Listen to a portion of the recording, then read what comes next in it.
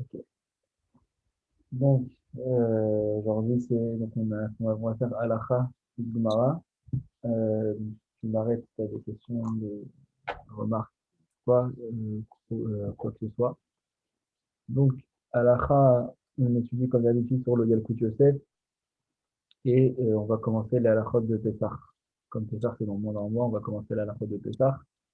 Plus particulièrement, donc, on va commencer Ilchot Amirat Vilou de Nissan, les lois de lire les Tachanunim pendant le mois de Nissan. D'accord. Alors, je réfléchir avec mon truc. Shoalim Bilchot Pesach Kodem le Pesach Shloshim Yom.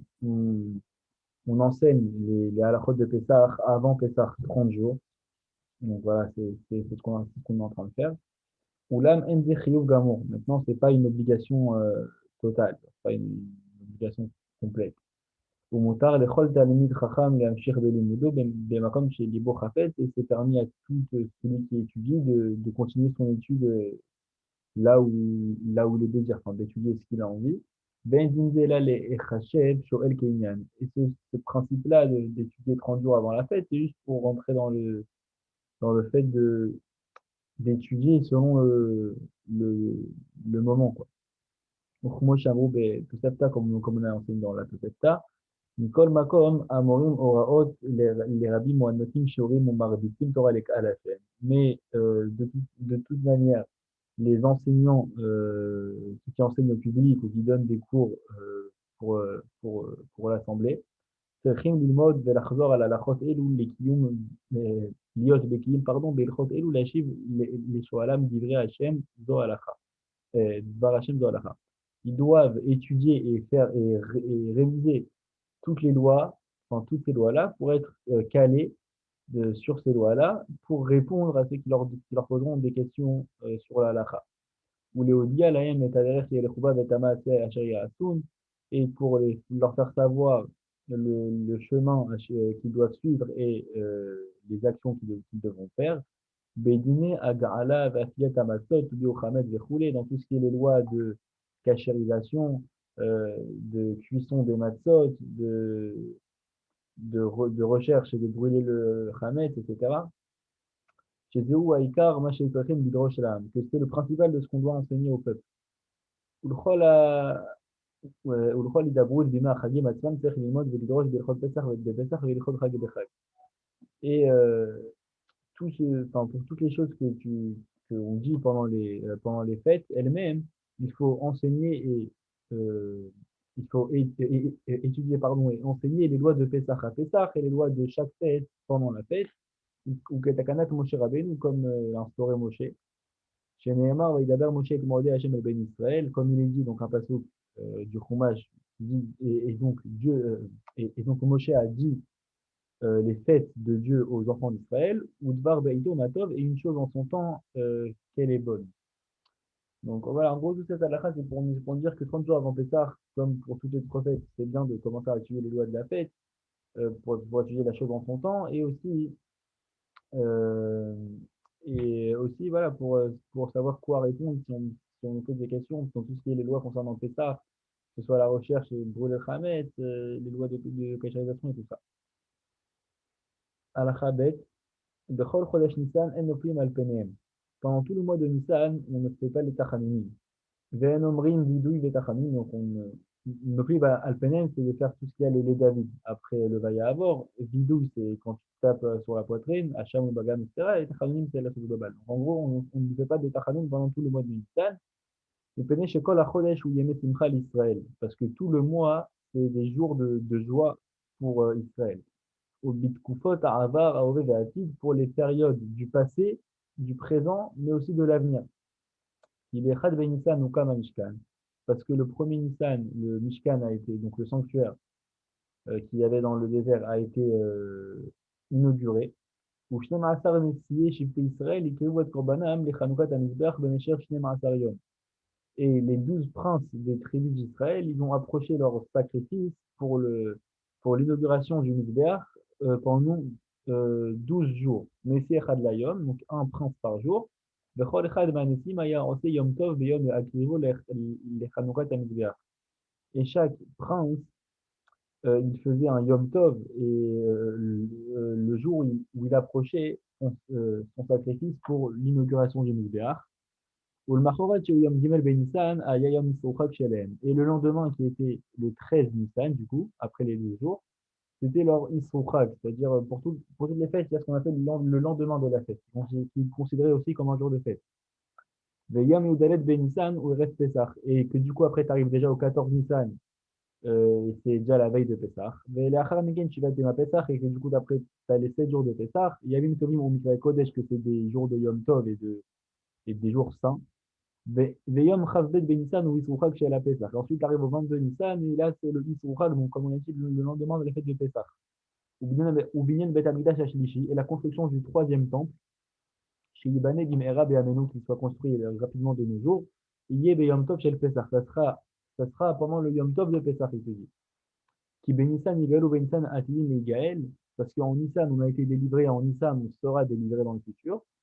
Ou comment chez Kato, comme il est écrit, donc un passage de Micha, qui met Tetecha Meret Mitzrayim Arenu Niflaot. Euh, Comme au jour de ta sortie de la terre d'Égypte, euh, montre-nous des merveilles. Et Hanouka devait Amigdash, chez qui Nimshechet Shivatayim, Titkayem Lachar Pesach, et que du coup, l'inauguration du troisième Betamigdash de Hashem, qui va durer aussi 7 jours, elle sera après Pesach. Kien Me'arbevim Simcha Besimcha. Parce qu'on ne mélange pas une joie dans une autre joie. Donc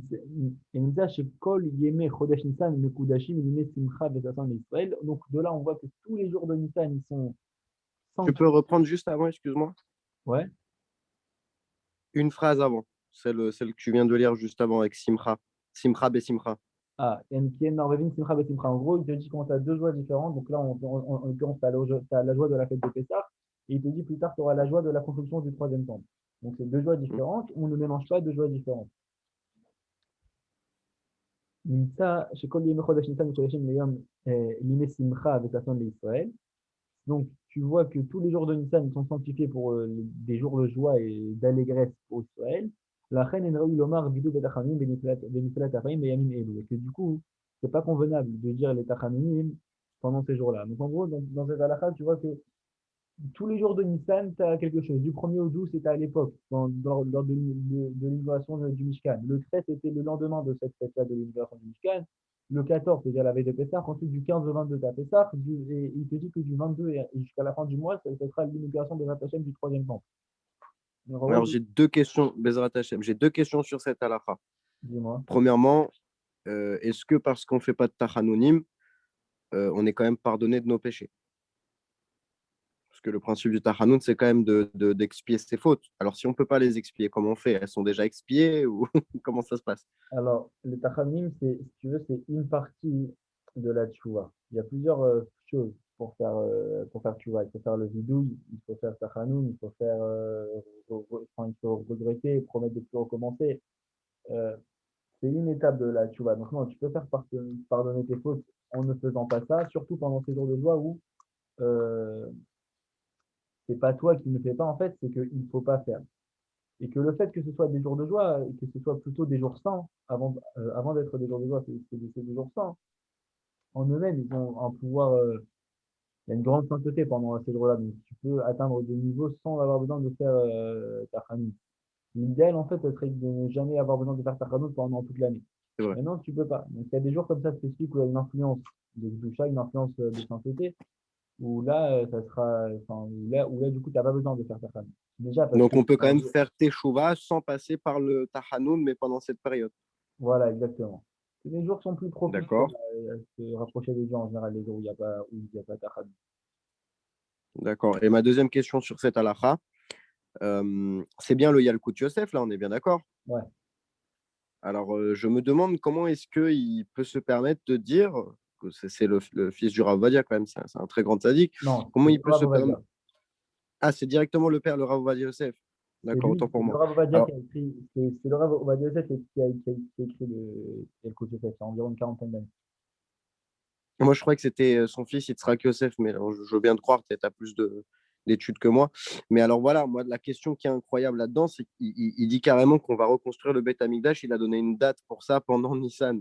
Comment on peut dire une chose pareille avec certitude? J'ai Alors, jamais vu ça avant nulle part.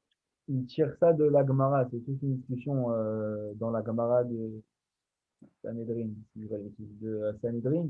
La phrase qu'il a dit, là, Benissan Yael ou Benissan Afilim Yael, ça sort de Sanhedrin. Ok. C'est qui te dit que de la même façon que tu as été délivré en Nissan, à l'époque de la sortie d'Égypte, alors de la même façon, la délivrance finale, ce sera aussi en Nissan. Il y a une marloquette là-bas dans Il la. parle surtout de la construction du Beth Amikdash, les Gamrés, c'est ça dont il parle. C'est ça, oui. Mais d'où il dit ça, il te sort ça de cette phrase-là. Mais dans la Gemara là-bas, il y a une marloquette qui dit que, un autre avis, il dit que non, ce sera en Tishri qu'il y aura la délivrance. Donc, savoir c'est quoi quand on parle de délivrance, est-ce que c'est le début, parce que la délivrance, ça va pas se faire en une seconde, ça va pas se faire en un jour, donc c'est de quel stade de la délivrance on parle? Qui va se passer en Tishri ou qui va se passer en Nissan? Maintenant, pour la construction du Beth Amikdash, apparemment, il te dit qu'a priori, ça sera ça. La construction du Beth Amikdash, c'est genre la troisième étape, on va dire, de la délivrance selon le Rambam. Donc, il te dit que lui, c'est ça. C'est vrai que ça peut paraître surprenant. Moi aussi, Et quand c'est j'ai quoi eu. les deux, juste comme ça, pour ma culture perso du Rambam, c'est quoi les deux avant la construction du Beth euh, Amikdash? Il dit quoi? Laisse-moi me rappeler. Ramener les Juifs en Israël. Laisse-moi me rappeler. Première étape, c'est la restauration, si je dis pas de bêtises, la restauration d'une royauté juive en terre d'Israël, d'une souveraineté juive en terre d'Israël. Deuxième étape, ce serait le rassemblement des exilés. C'est quoi? Attends, j'avais donné un cours sur ça, je dois l'avoir là, juste là, quelque part. J'avais donné un cours sur ça il y a quelques temps. Euh, Magnifique. si je dis pas de bêtises. Mais ce que je me souviens, c'est ça. C'est ça, c'est la première étape, rétablissement de la royauté. C'est dans quel livre? Le Rambam, il dit ça dans Ilchot Melachim, si je dis pas de bêtises. Voilà, je l'ai. Ouais, ok.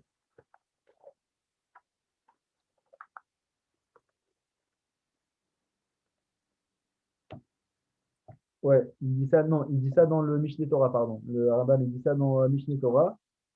Et là-bas, il te dit du coup que la première étape, ça sera comme tu dis, restaurer une souveraineté politique du peuple d'Israël en terre d'Israël. Ok, donc ça, on y a déjà assisté à la première étape du Mashiach. Et,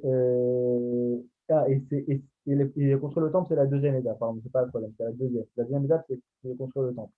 Après, a priori, on a déjà commencé un petit peu euh, la troisième étape. Parce que la troisième étape, c'est rassembler les exilés. Mais quand on dit les exilés, c'est pas les exilés que nous on pense, ceux qui habitent en France et qu'on sait très bien qu'ils sont juifs. Les exilés qui parlent, c'est les mitrim. C'est quoi les mitrim? Comme quand on dit dans la Midam, mais Kadet Mitram Israël, qui rassemble les mitrim du peuple d'Israël. C'est quoi les mitrim? C'est des gens que. C'est les 10 tribus perdues, en fait. Si tu veux, les 10 tribus qu'on a perdues suite à l'exécution du premier temple, et qu'ils savaient plus, genre limite, ils savaient plus qu'ils étaient juifs, et que nous, on savait plus où ils avaient perdu ces 10 tribus, et que d'un coup, ils se souviennent qu'ils sont juifs, ils ont des pratiques communes à nous, et ils reviennent, on arrive à les rassembler, à les faire revenir en terre d'Israël. Ça a déjà commencé. Mon Rav, le Rav David Namou, il travaillait au bureau du grand rabbinat d'Israël, c'est lui qui a découvert la tribu de Ménaché en Inde. Non, pas en Inde, c'est où? Si, je crois, c'était en Inde. Donc là, on commence à en retrouver, comme j'ai dit, la tribu de Ménaché en Inde, que Baruch Hashem, il y a la quasi-totalité qui sont revenus, ils habitent en général la majorité vers Hebron. Apparemment, on aurait trouvé aussi la tribu de Dan, tout ça, au Pakistan, Afghanistan, tout ça. Donc a Donc, priori, si c'est pour cette année la Géoula, ça veut dire que là, le Beth Amikdash, c'est là pour dans même pas un mois. Donc, ça veut dire que là, il y aura déjà une entité politique avant que, si on peut dire des si et des si sur des si, quoi. mais la première étape, on l'a déjà passée depuis longtemps. Si tu veux, la première étape, c'est la création de l'État d'Israël en soi. Et, Ah, euh, parce que tu as parlé de royauté avant. Tu as quand même ah parlé de non, non, notion de alors, royauté. c'est le rétablissement d'une souveraineté du peuple d'Israël en terre d'Israël. C'est-à-dire qu'il y aura un gouvernement qui vient du peuple d'Israël sur la terre d'Israël. Donc ça, depuis 48, D'accord. des Juifs qui dirigent la terre d'Israël. Donc voilà. Donc, c'est pas forcément un dévoilement du Mashiach, ce qu'elle veut dire, cette première étape. C'est peut-être juste, ouais, comme tu l'as dit, Comme c'est dit, le le Hamashiach est rassemblement. en 5-6 étapes. Donc c'est pas en un jour, c'est pas que c'est étape par étape. Quoi. C'est en 5-6 étapes. Bezrat Hashem. Juste pour que je connaisse ta DA, après on reprend. Pour toi, Mashiach, c'est bien un homme, c'est pas juste un concept. Non, c'est un homme. Celui qui dit que c'est un concept, il va totalement à l'encontre des paroles du Rambam et j'aimerais bien savoir d'où il sort ça. Mashiach ben Wow. Yosef, oui, c'est une époque. D'après la majorité, c'est une époque. C'est pas une personne, c'est une époque.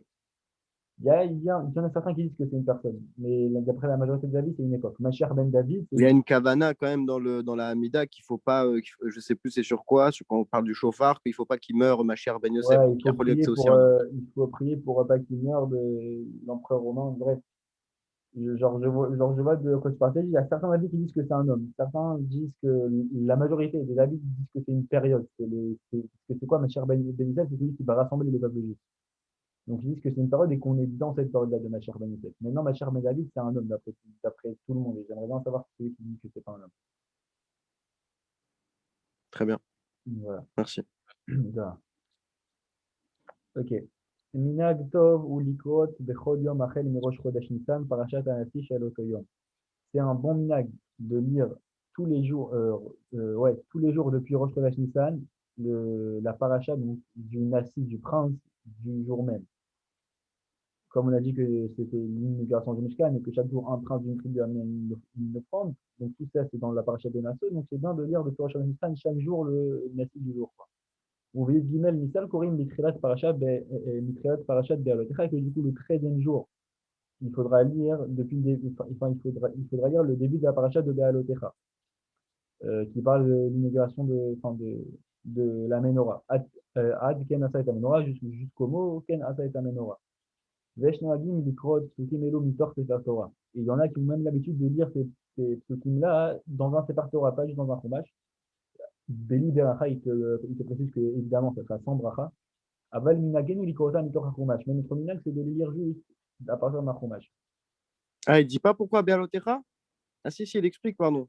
Parce que c'était Ben, la menorah, il y a un rapport avec la menorah. en fait, si tu veux, chaque tribu a apporté un sacrifice. Chacune des 12 tribus, à part la tribu de Lévi, duquel c'était déjà les Kohanim et les Lévites.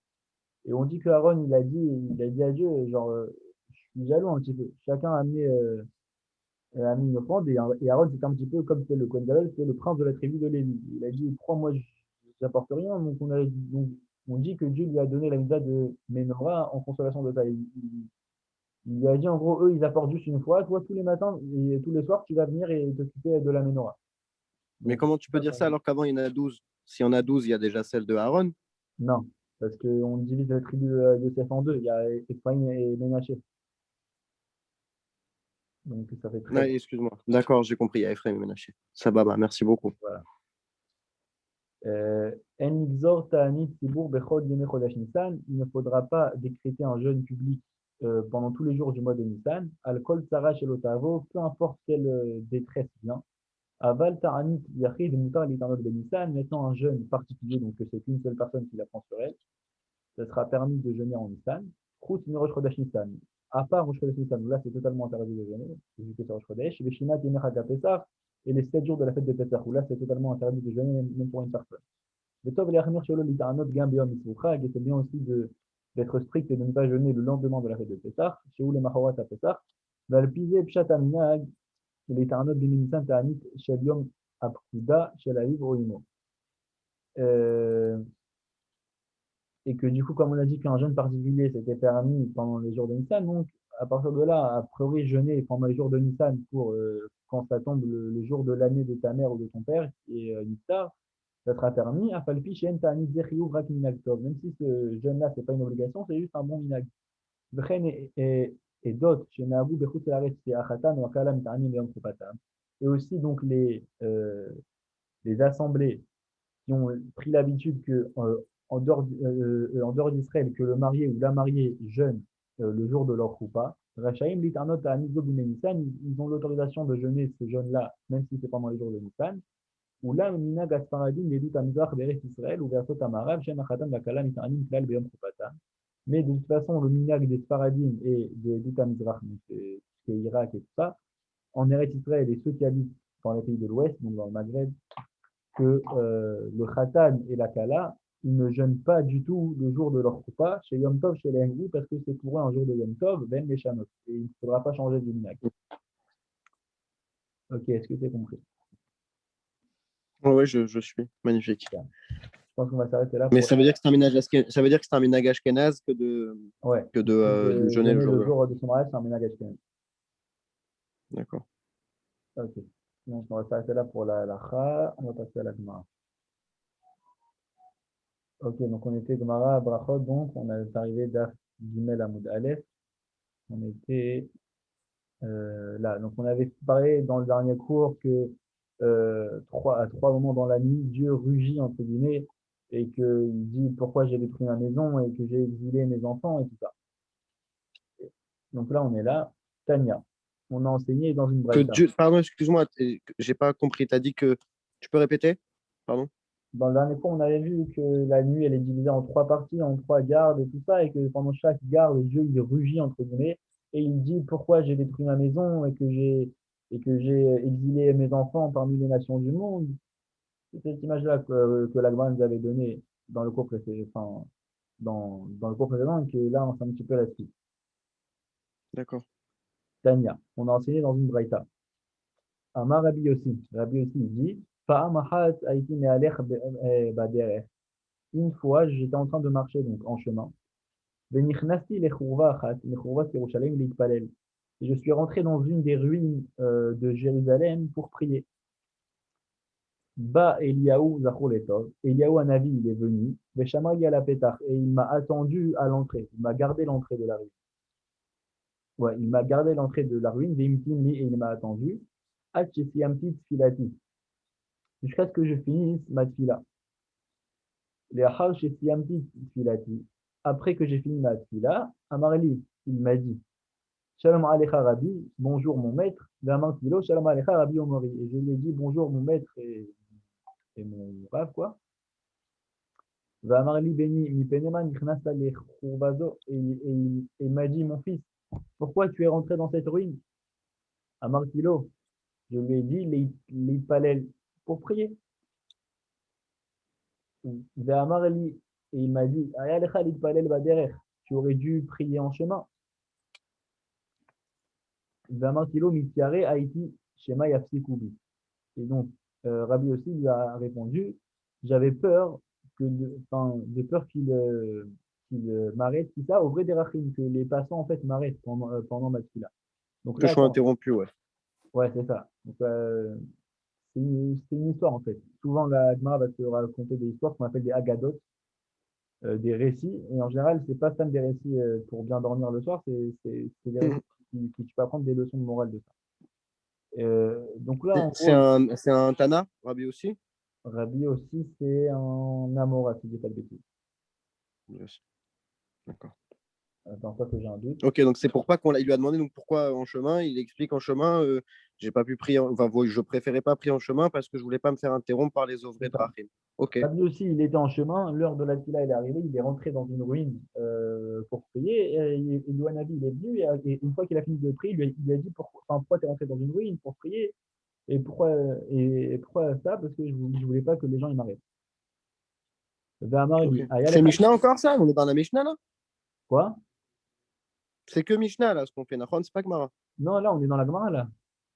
On est dans la Gemara. D'accord, autant pour moi. Ok. Et donc, il lui a dit, tu aurais dû prier en chemin. Et lui, il lui a dit, mais j'avais peur qu'on m'interrompe. Et ben Amar lui, Ayalecha litpalel tefilak Torah. Et donc, Edouanavi lui dit, tu aurais dû prier une courte prière, une petite prière. Be'ota sha'a la matin mino shoshat varim. Et là, Rabbi Yossi, il te dit, à ce moment-là, j'ai appris de Edouanavi trois choses. La matishen nichnasi mechouva. Première chose, j'ai appris qu'on ne doit pas rentrer dans une ruine. Vela matish et mitpalelin baderer. Deuxième chose, j'ai appris qu'on peut prier en chemin. Velamati chez Mitpalel Baderech Mitpalel Tetelakta. Et troisième chose, j'ai appris que celui qui marche, que celui qui prie en chemin, il doit faire une courte prière. Ok? Cette courte Très bien. prière-là, on en a parlé dans les cours de Mishnah. On en parle dans une Mishnah plus loin au troisième Pérec. C'est quoi cette tefila qui est courte là? Donc on l'a déjà vu ça dans les cours de Mishnah, on était déjà arrivé à ça. Ok, donc ça c'est les trois choses que Rabbi aussi il a appris de cet épisode-là avec Elio Hanavi, qu'il ne peut pas rentrer dans une ruine, que tu peux prier en chemin et que si tu pries en chemin, il faut que tu fasses une prière courte. C'est Amarli béni. Et alors, Éléonabi lui a dit, mon fils, Makol Shamata Bechurvazo, quelle voix as-tu entendu dans cette ruine? Et là, ça va rejoindre ce qu'on a dit au cours d'avant. Vamartilo, et donc Rabbi aussi lui répond, Shamati Batkol, j'ai entendu une voix qui venait du ciel, Shemena Emet Kayona, qui gémissait comme une hirondelle, comme une colombe, pardon. Véomeret, et elle disait, Oy labanim sheba avonotem echerab kiel beiti, malheur aux enfants que par leur faute j'ai détruit ma maison, Vesarabki et Techali, et j'ai brûlé ma résidence, Vegletim leven aumot, et que je les ai exilés entre les nations. Ve'amar li chayecha vechaye roshecha, lo sha'azo bilvat omeret kach, et là, bechol yom vayom shalosh pamim omeret kach. Et alors là, Elohim lui dit, je te promets, je te jure par ta vie et par la vie de ta tête, quand on traduit littéralement, vechaye roshecha, euh, que ce n'est pas juste à ce moment-là que cette voix-là dit ça, mais qu'elle le dit tous les jours, 3 fois par jour. Et elle dit comme ça. Donc on avait expliqué que c'était la voix de Dieu, entre guillemets, qui rugit tous les jours et qui dit pourquoi j'ai. Donc là, c'est même trois fois par jour qui dit malheur car j'ai exilé mes enfants, j'ai brûlé ma maison. Et Léonavi continue. Vélo Zobilvad. Est-ce que c'est pas juste ça? Et là, Béchara chez Israël, Nichnasim et Vatek Nisiot ou Vatek Midrashot. Que au moment où le peuple juif rentre dans les synagogues et dans les bêtes midrash, dans les maisons d'études, Ve'onu Ye'esheme Hagadol Mevorach, et qu'ils répondent Ye'esheme Rabba en fait. Hagadol en araméen c'est Rabba. Donc en gros, c'est quand ils répondent au Kaddish Ye'esheme Rabba Mevorach, Akadosh Baruch Hu Menarnea Gosho. Dieu, entre guillemets, il secoue sa tête, entre guillemets, si on peut parler comme ça de Dieu. Le Homer, Et quoi, et quoi? hein, Et quoi, pardon? il secoue sa tête. D'accord. Et il dit Asher Ameler chez Mekalsinoto, heureux est le roi chez Mekalsinoto Beveto, que on le loue comme ça dans sa maison. Et Kach Malo Laav chez Gila et Bana, Veo Ilaem Labanim chez Galou, Meal Shulchan Aviem. Et il dit pourquoi alors le père a exilé ses enfants et malheur aux enfants qui ont été exilés de la table de leur père.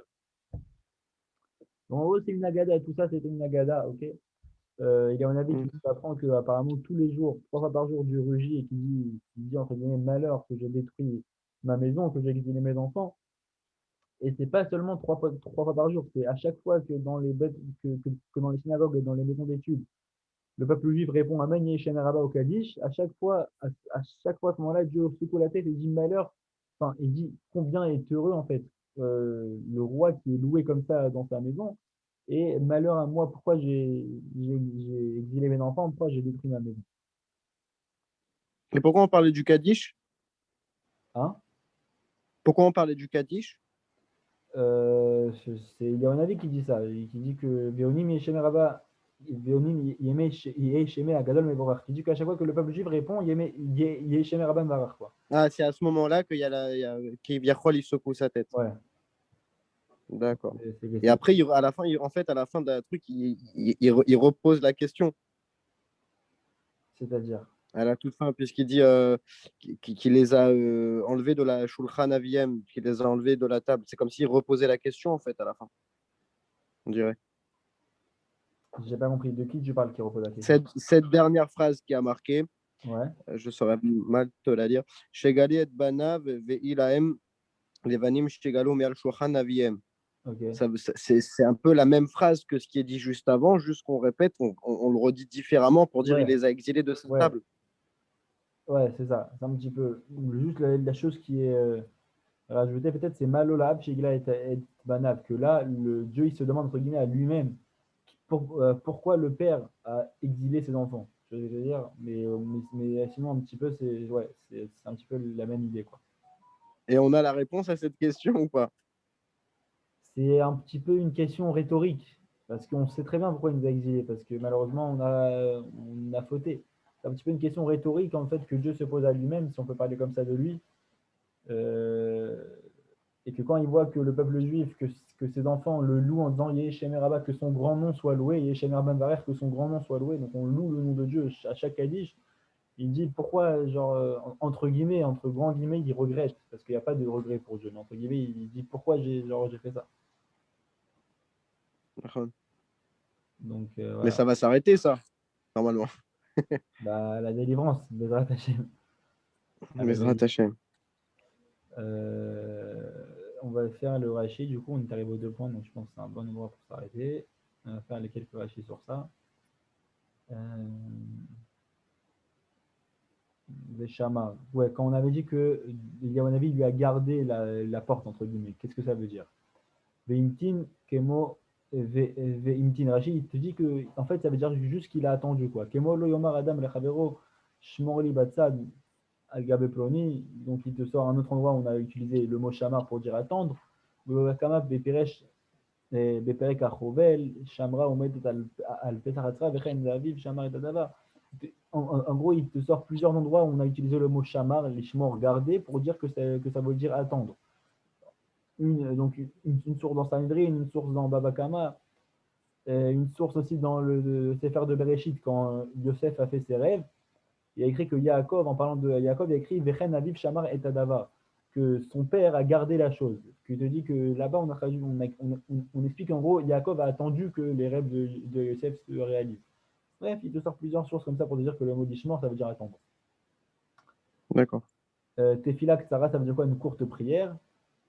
Ou les Karan Mefareshla Perek Tefilat Ashar. Il te dit qu'on va expliquer c'est quoi cette prière-là dans le Perek d'après qui est le Perek Tefilat Ashar. Donc c'est ce on a vu dans les cours de Mishnayot. On est déjà arrivé à cette Mishnah-là. Ashrei Ameler Shemekalsin Oto Beveito Kar. Donc il explique que ça veut dire quoi quand Dieu il dit entre guillemets heureux est le roi qui est loué comme ça dans sa maison.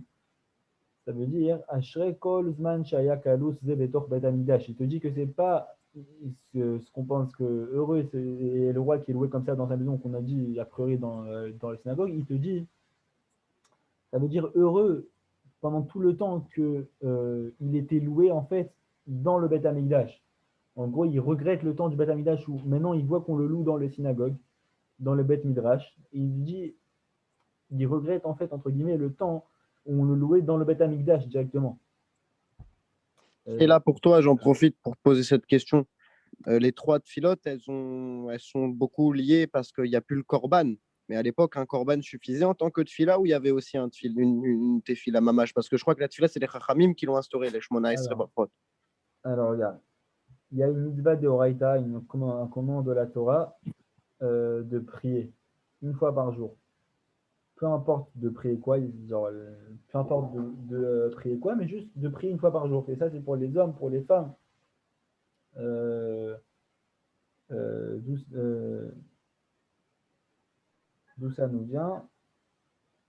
Ça vient du passage de la Torah qui dit Ve'avatai Hashem Elohecha bechol levavecha. Et tu serviras l'Éternel ton Dieu de tout ton cœur. Ok. Et dans la Gemara, on explique Ezoi Avoda chez Balev, quel est le travail du cœur? Zo Tfila, c'est la Tfila. Ok, donc de là, les Khamim apprennent qu'il y a une mitzvah d'Eoraïta, un commandement de la Torah de prier une fois par jour, peu importe ce que tu pries, mais au moins de prier une fois par jour, que tu sois un homme ou une femme. Ok. Après, donc ça, c'est d'Eoraïta, le fait de prier une fois par jour. Après, ce que les Khamim ils ont instauré, c'est le texte de la prière. Ils l'ont instauré il y a environ 2500 ans, 2000 ans, entre Et 2500. donc, il y avait une tefila pendant le korban. Quand il y avait les 3 korbanotes de la journée, shachrit, mincha et arvit, il y avait une tefila, il y avait quoi? Alors déjà, il n'y avait que 2 korban par jour. Il y avait un le matin et un la Ah, pardon. ben arbaïn, c'est-à-dire entre le soleil et la lune, ils appellent ça. Parce que nous, aujourd'hui, on a remplacé par mincha. Arvit, c'était pour autre chose. Euh, je veux dire, oui. Et que du coup, à cette époque-là, chacun priait une fois par jour. Il disait ce qu'il avait sur le cœur, quoi, Dieu. Il n'y avait pas de texte. Mais chacun priait au moins une fois par jour. C'était ça l'obligation. D'accord. On voit ça avec l'épisode de Hana, la mère de Shmuel, dans Vatipal el Hana. Bref. Et ce que les Khamim ils ont instauré, c'est donc le tochen, le texte en fait de la prière. Ils ont instauré un texte fixe, ils ont instauré ça environ 2000-2500 ans. Et ils ont instauré aussi le fait de faire 3 pilotes par jour. D'abord, ils ont commencé par instaurer d'abord de faire Shacharit en référence au sacrifice du matin, Mincha en référence au sacrifice là qui était de Ben Arbaïm. Et ils ont instauré, donc ça c'était les deux premières choses qu'ils ont instaurées. Ensuite, un peu plus tard, ils ont instauré la prière de Moussaf, en référence au jour où on faisait un sacrifice en plus. Ensuite, ils ont instauré un peu plus tard la prière de Nehaïla. C'est quoi la prière de Nehaïla? C'est qu'au jour d'aujourd'hui, on ne fait que Kippour. C'était les jours où il y avait un sacrifice en plus, ou alors les jours où les portes du ciel étaient ouvertes et qu'elles allaient se refermer. Donc à l'époque, ils faisaient ça aussi pendant les jours de jeûne, quand il n'y avait pas de pluie ou des trucs comme ça. De nos jours, c'est que à Kippour. Et ensuite, la dernière chose qu'ils ont instaurée, c'est la prière de Harvit, qui n'est pas une obligation, même des Rabbanan, enfin, qui n'était pas une obligation plutôt. Ah, donc tu veux dire Arvit, ils l'ont rajouté après avoir ajouté Moussaf et Neila. Harvit, c'est la Wow. dernière chose qui a été rajoutée. Et pourquoi ils l'ont rajouté? Parce qu'on ne faisait pas de sacrifice la nuit dans le temple. Maintenant, ce qu'on faisait, c'est qu'il y avait certaines parties des bêtes, des sacrifices qui ne brûlaient pas en même temps que le sacrifice, et qu'on devait brûler, et que on devait brûler en fait, ce qu'on n'avait pas eu le temps de brûler la journée, on le laissait brûler la nuit. On allumait le feu et on le laissait brûler la nuit. Quoi. Et que du coup, en référence à ça, ils ont instauré Arbitre. Ce qui était instauré en dernier. Et de base, on dit que c'est Arbitre, c'est Réchoud. Ce n'était pas une obligation même des sages, c'était pour celui qui veut, en gros. Après, le peuple juif a reçu sur lui, pas si tôt que ça, hein, ça fait moins de 1000 ans hein, de ce que je me souviens, euh, de, de prendre sur eux Arbitre de façon obligatoire. Quoi. Donc, D'accord. voilà. Donc, C'est dans la galoute que c'est arrivé. quoi? C'est dans la galoute que c'est arrivé pour Ouais. Arvit. Si tu veux, j'avais fait un cours sur la fila et là-bas j'en parle dans tout le début de mon cours, c'est ça. Il est sur YouTube. Tu tapes la fila, enfin, tu vas sur ma chaîne YouTube même. Il y a la Alors, est-ce que tu peux me répondre à ces petits là? Attends, pardon, parce que tu me donnes les références de ton shiur sur la tfila. C'est sur ta chaîne? Ouais. Tu tapes ma chaîne Nathanaël Azoulay et là-bas tu as tous mes cours et entre autres il y a le cours de la fila. Et si je me souviens bien, là-bas j'en parle au début d'où ça vient la fila, comment ça a commencé. C'est le Rambam qui en parle au début enfin, dans Mishneh Torah.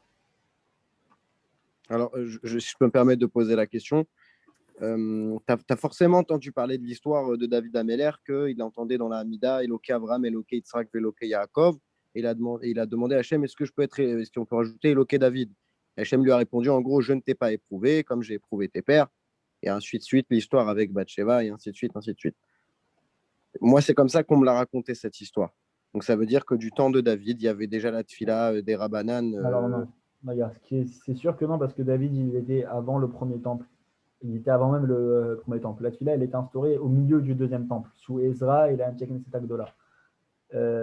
Donc, David, il ne faut pas oublier que David, il avait le roi Hakodesh, qui voyait plus loin que son temps à lui. Donc, peut-être que cette histoire-là, qui est un midrash, de ce que je sais, c'est un midrash. Donc, le midrash, c'est toujours à prendre avec des pincettes, parce que ça peut être au sens propre comme au sens figuré. En tout cas, ce qui est sûr, c'est que même si tu le prends au sens propre, David, il avait le roi Hakodesh. Donc, il peut très bien parler à Dieu à propos du futur, de dire j'aimerais bien que Donc, mon. c'est les Chachamim après David qui ont instauré mot Oui, à mot Al Tefila. la Hamida, c'est instauré environ 600 ans, 700 ans après le roi David. Donc, non, on n'est pas du tout à la même époque. 600 Ah ans, ouais, ouais. pas du tout. Donc, voilà. Mais où Voilà. Merci beaucoup. Bon, je pense qu'on va arrêter là. Ouais, on a fini la hiérarchie. Ouais, on a fini. Top. Donc, on va Ah, en s'arrêter plus, on a là. fini pile sur le dernier Rashi. Magnifique. Ouais, c'était pas mal. Merci beaucoup, Achri. Merci beaucoup. Top, Bekef, si tu as des questions, tu peux venir en privé. Si tu as, enfin, sur le cours, sur d'autres sujets, si tu as d'autres personnes intéressées, tu peux me les envoyer aussi. Et voilà, je pense que c'est tout. Et à la Richadak, Avec grand plaisir. Tu refais un chiour cette semaine?